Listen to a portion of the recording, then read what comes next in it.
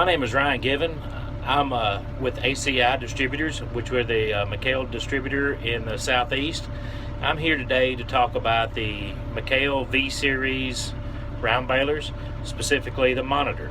I'm going to walk you through the settings, what the display screen is telling you, and some basic setup of the baler monitor. So to begin with, this is the baler monitor for the V660 series of balers. The V640 has a slightly different monitor. Some of the symbology will be the same, some of the settings will be the same, but this is going to be the monitor we're working with today. Now, to begin with, how do I turn this monitor on? First, we have this red button here. This red button will let us power on. You twist it and it'll pop out. It also acts as an emergency stop for the electronics on the baler. So if there's ever any unsafe condition about the hydraulics or anything like that, you can emergency stop them. It does not stop the PTO. So if the PTO is on, the baler is still unsafe. First thing you'll see is the baler started up with this man in the corner. Man means manual mode.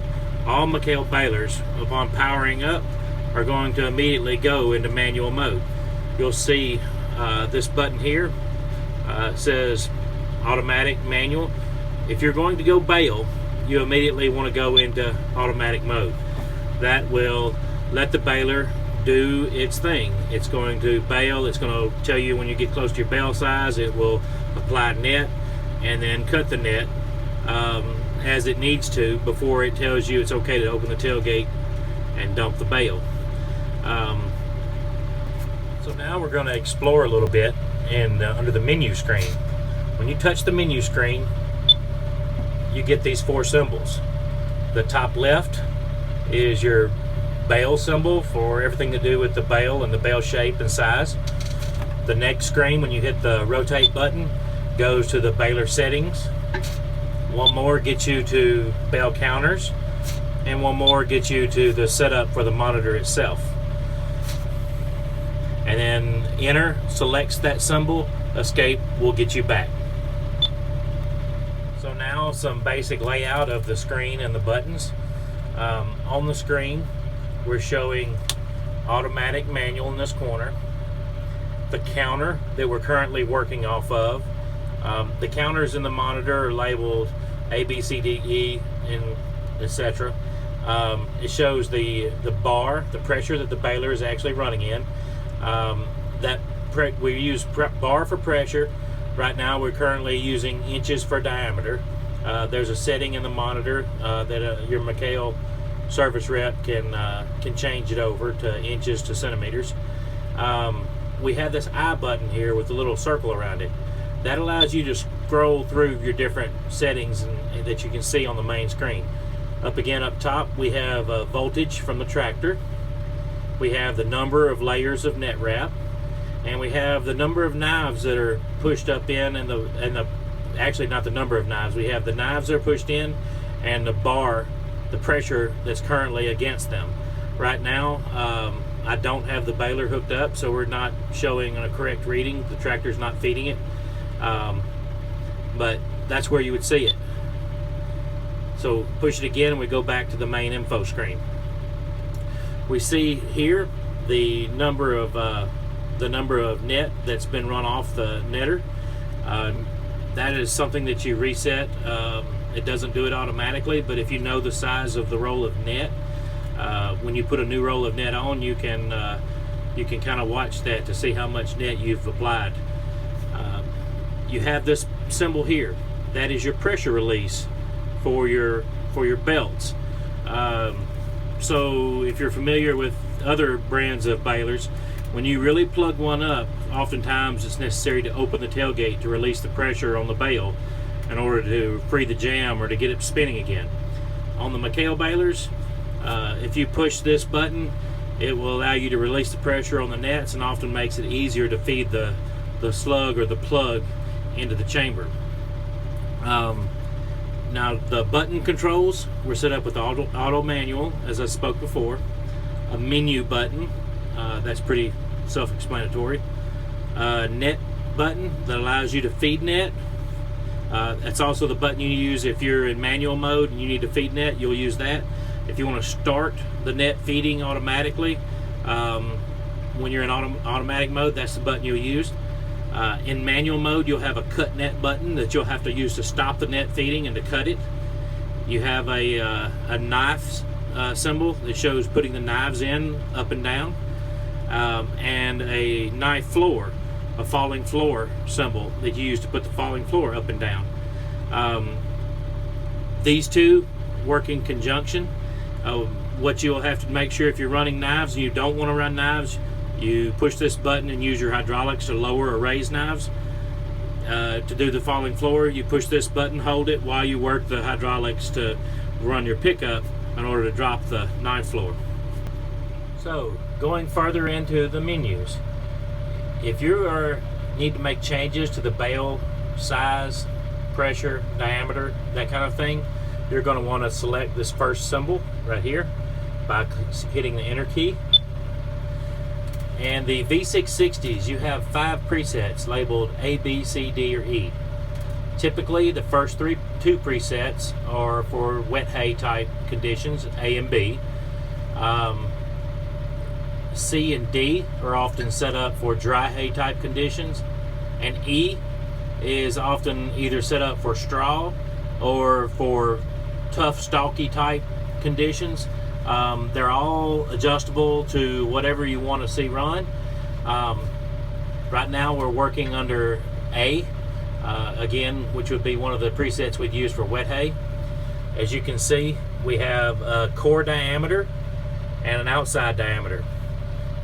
You adjust each one by using the scroll button, and you would adjust this up and down in order to change it. We don't recommend going below much under 36 inches in order to change core size, but it's adjustable, whatever you need. Your outer diameter at 55 is adjustable as well. As you can see, we can make this larger or smaller. Your changes are saved wherever you leave it set. We can scroll down your core pressure in bar. We're now set at 120. You can go up or down. Your outer pressure in bar, you can also go up or down.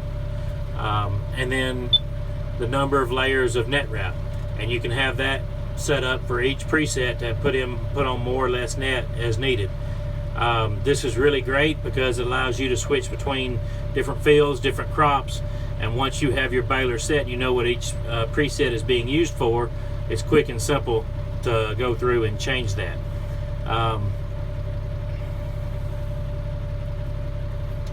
To go to the next preset, I make the letter flash, and you can see with each setting things are changed in each one.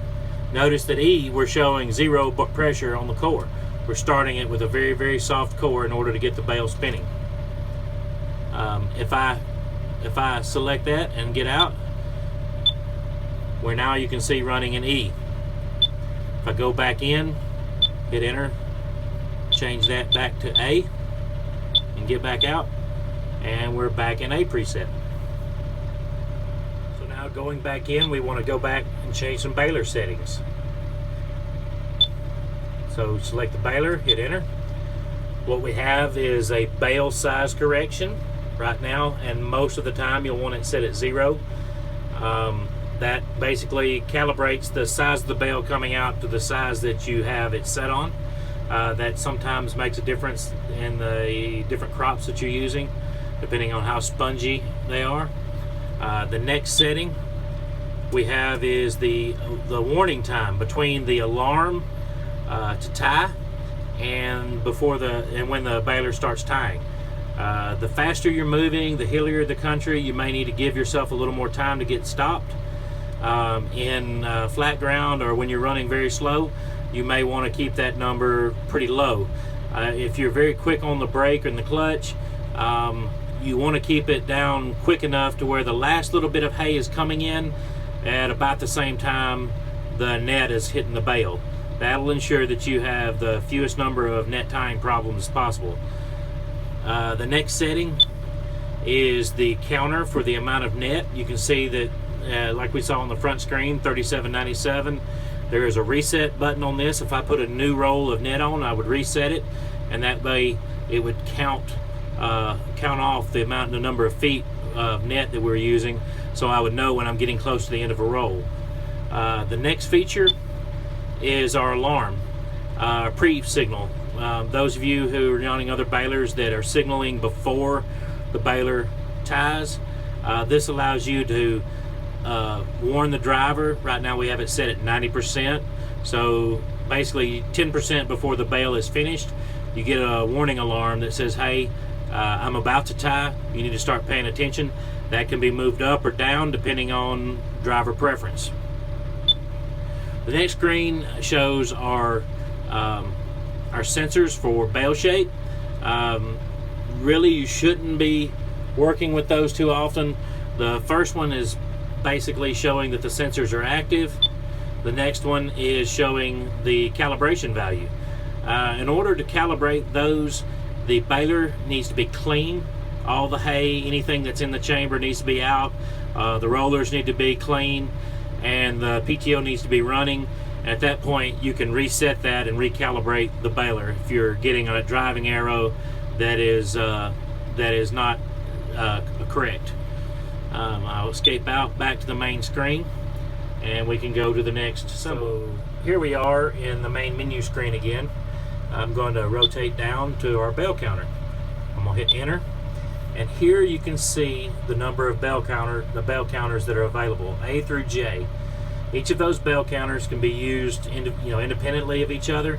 It's however you want to keep track of, whether it's field A, field B, customer A, customer B, user preference. In order to change them, we just scroll to the one we want to use, hit the check mark, and now we're going to count on that number. If I escape out all the way, you can see that my bale count now shows C, 165 bales. If I go back in through the menu button, rotate down, enter, I can go back to the one that he wanted to count on, hit enter, we're back to E. The other thing that you can see under this is the oiler. All the McHale balers come with an auto oiler. That oiler is going to give you an alarm at roughly 300 bales to tell you to refill your oil tank. Every time you refill your oil tank, you'll want to hit the reset button. It's just like the oil light on your truck. It's giving you a sense of how much time has passed between your last loop. The oilers on the V6 models are mechanically driven, so when the PTO is turning, the baler is oiling. The next one is your total bale count. For those of you who need a total bale count for the baler, this is where you'll see the total number of bales put on. There, you cannot reset it, you can't change it, nothing else you can do. And now I'm going to escape back out and back to our main screen. So we're going to explore our main menu again. Rotate down now to the monitor. When I select the monitor, we'll have the monitor settings, day or night settings, contrast, brightness. If we want to change it to night mode, you have different settings for night mode, different settings for day mode. Just select one. You can change each one under each, and it will change over from day to night, and keep those settings however you like them. If I escape out, I go down one, we have our system clock and system calendar. You'll want to have that set for wherever you are. Simple to change, just like that. Rotate each setting. Simple. Escape out. Go out and do it down one more to our sound, the little speaker. That's going to set our volume. So we're going to set the volume of the monitor, what your alarms are, and all that kind of information. Right now, as you can see, that's maxed out, so we can hear it over the tractor. To adjust them, it's simple. change the next one, escape back out. Finally, you'll come to a wrench. When you get to this wrench, you're getting to the area that's our service menus, and you need a service code in order to access the service menus on McHale balers. At this point, you would typically need to contact your dealer. The dealer would need to get in touch with us, and we can either get a service tech out for you to perform whatever service that needs to be done. Really what's behind that code are things like software updates, changing the monitor over from inches to feet, basically things that inches to centimeters, things that you wouldn't normally have to change or work with on a daily basis. And that's it. That's the total of the McHale monitor as far as your menus and settings. And now I'm going to talk a little bit maybe about it in manual mode. So here we have a McHale monitor. I'm going to turn it on. She's going to boot up. Give her a second. And you can see up here we booted back into manual mode. Every time you turn the monitor on, she will reboot into manual. This baler cannot be typically operated in manual mode. It's not an easy thing to do. Some of the controls I will show you, you may need if you need to check operation of a particular function. But what we'll show you here is when I start the net in manual mode, the net will keep running until I cut the net. It doesn't go through an automatic cycle in manual mode. Each function is a manual function. So this is start the net, this is cut the net. When your controls for your drop floor and your knives operate the same. Basically, you're an electric over hydraulic system. You have to operate and hold this button in order to, and then run your hydraulics to operate your pickup, which when you hold the button operates that individual function. That's about it for manual mode. For some extras, we're going to talk a little bit about the functions of the monitor while you're running it. As you can see, we're on our main screen menu. If you plug the baler and the main clutch is going off, you know this baler has a drop floor. In order to drop that floor, you're going to want to hold your drop floor button down and use your hydraulics to drop what you'd normally be dropping the pickup. It will drop the floor. You have to hold that and press down for about 15 seconds is a good amount of time to give every tractor a chance to let that happen. When you're going to put the floor back in, again, you have to push the button and pull up on your hydraulics to put the floor back up. Now the knives are the same way. When you want to drop the knives, you push the button, hold it down, and you'll drop the knives out. When you push the button, hold it back in, you'll bring the knives up. Typically you bring them up with the normal operating pressure, which is 50 bar or so, 45, 50. If you have a problem getting the knives up, you can double the press this button and hold it, and that will allow you to push the knives up with the full tractor pressure. Right now this baler is not hooked up, so it doesn't show you what's going on, but that's just one of the tricks that you learn to get the knives back up. Now once the knives have been up, they'll be up at say 200 bar, whatever your tractor is capable of pushing. Once they're in, you need to push the button again, let the knives back down, and then push the button one more time and bring them up with that normal operating 45-50 bar pressure. You don't want to run the knives in at 200 bar pressure, because then you have no hydraulic breakaway in case you feed a slug or a stone or anything into the baler. The knives won't go down and you'll just end up plugging the baler or breaking a knife. Okay, so now I'm going to show you a little bit about knife operation. You'll have to excuse me a little bit because I may need to use both hands. I will try to keep everything in frame. As you can see here from our main screen, the knives, this symbol here shows that the knives are in, and on this sidebar information bar, when you scroll down, you can see the pressure that our knives are running at currently. Typically you're going to look for a bar that's around 50 bar. Like I said, depending on the tractor and the baler and all, it kind of fluctuates, but you know, 45, 50 bar is kind of typical. When I want to drop the knives out, as you can see, you'll see the knife symbol will go away. I may have to do this and show you after the fact, but we'll try to edit that in. So now I've got the knives out. You can see the symbol for the knives is gone out of the baler, and the knife pressure is down. It bottomed out at 0. It's climbed a little bit, but you'll basically realize the knives are out and there's no real pressure against them. I'm going to have to edit this in again to show you what happens when I push the knives. Now the knives are up again. We're looking at knife symbol here showing inside the baler.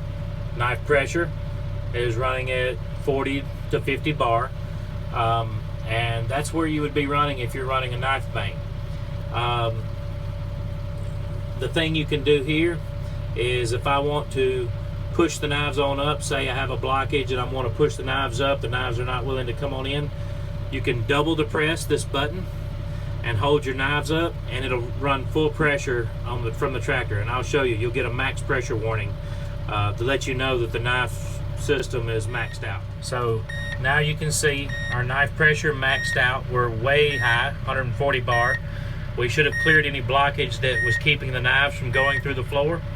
At this point, you can see the symbol here is lit, and I would basically hold this button down and activate my hydraulics to drop the pressure back to 0. Now I've dropped my knives to 0, the pressure, so the knives are completely out. You're seeing the symbol's not here, and that's basically basic knife operation on the baler. So now, talking about the drop floor, in order to drop the floor, I'm going to hold this button here, the drop floor button, while I activate my hydraulics for the pickup, and that will drop the floor. And I'll show you the symbol that comes up when your floor is down all the way.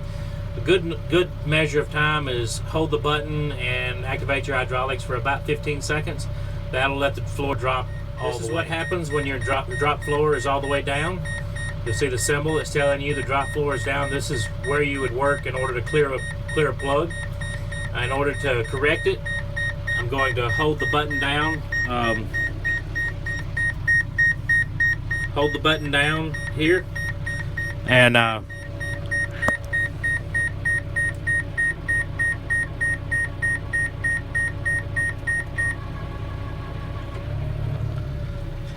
see what we got.